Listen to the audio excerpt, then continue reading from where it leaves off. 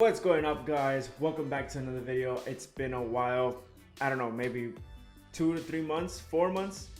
It's been a while. In today's tutorial, I'm gonna be teaching you how to edit your pictures from this to this, where I'm going to be teaching you little exposures, how to edit with your highlights, your shadows, your contrast, your whites and your blacks in the tone curve. Nothing overhand, nothing professional, nothing too advanced, but enough to get your pictures and your images the way you want them, and a little tool to get them closer to what you imagine them to be. So let's go to the screen. So here we have the first image. This was back in New York with my nephew T. So as you can tell, just right off the bat, it is a little bit, I would say, warm. So we're gonna cool it down for a little bit. Let's cool it down maybe about here, because you do want to give it that city-like feel. Second of all, it is a little bit too magenta. You can kind of see some magenta on the top. So let's push the green a little bit, maybe something like that. All right, perfect. Now the overall exposure is actually, pretty nice, but we're gonna add just slightly some exposure just so we can get some of this pink-ish stuff on your shoe to pop a little bit more. All right, perfect. Contrast, let's add some contrast.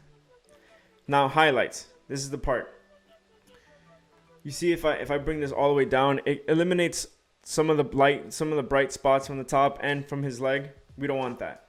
We actually want that to be bright in the image, so we're gonna boost it up a little bit. All right, same thing with our shadows. You don't want it to be completely dark. I'm gonna boost it up a little bit, or should I shorten it down? Let me see. All right, I think that's the spot right there. For the whites and the blacks, there's this trick where if you click Option on a Mac and you click it, it'll show you where you're clipping. In this case, we don't want it to. We want some whites to be clipping, which is going to be the very top part, which is completely fine. And then same thing with the blacks, which means that it's going to be all completely black. That's about right. All right, so this is the before and after. As you can tell, it gives it another pop. We're not messing with too many colors. We're not messing with curves or anything. Just your simple exposure, your simple contrast, your simple highlights. And we can go from this. We can go from this to this with a couple sliders. So let's actually practice with a couple images. All right, so let's practice with another one. This is down at Miami Beach, South Beach, Miami. This was actually for a job that we did a long time ago. So in this image, we can tell that the overall vibe is a little too cool. So let's make it a little bit warmer. Maybe about there. That's about right. All right, cool. We'll stay with that. It is magenta, especially in the middle part. So we'll go with the green. Maybe give it a little bit of a greenish tint. Maybe, let's say there. Exposure. This image does seem correctly exposed. It's just that, especially on the bottom part, it is a little bit underexposed.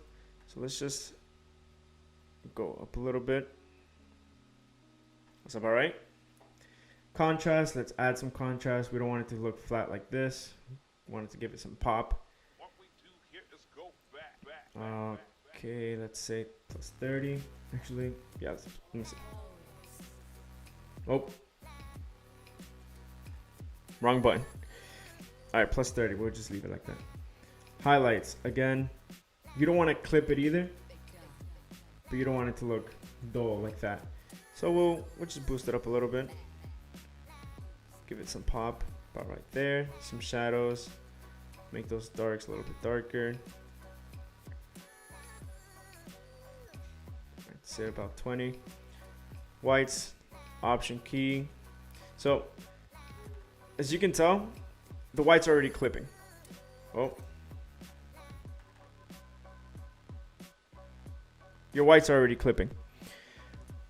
In this case, we'll just raise it just a little bit for the overall pop. Same thing with our blacks. All right, that's about right. let's actually add some clarity, because you don't want it, you at least want it to look like it pops. And some texture. And there we go. With just some simple tools, you can go from this dull image to an actual image that pops a little bit more. Something simple, nothing overboard. You don't have to mess with all the colors. Now, let's practice with an image that looks underexposed and alright, let's practice with an image that looks underexposed. So in this case, I remember this clearly. This is another picture down in Miami. It's too cool. We have to warm it up a little bit, I'd say about there. Okay, that's a good starting point. Let's add some greenish, not too magenta. Okay, right there, so it looks like a yellow, like a sunset or sunrise, or the sun. Some exposure, so we can have the whites looking white, and just so we can see more of this palm tree. All right, I'd say about there. Add some contrast. Your highlights, bring them down just so they don't look like that, too blown out. You bring it down, I'd say about there. With your shadows, in this case, you know what? I'm going to open them up so we can see more of the actual palm tree. Because if you do this, we can't see anything. So let's boost up the shadows to see the palm tree. All right, let's boost our whites a little bit, bring our blacks to bring more contrast into the image, some clarity, and some texture. All right, boom. As you can tell, that's our before, that's our after, with a couple of sliders. That's all you need. You really don't need to be messing around with the whole Lightroom and changing colors.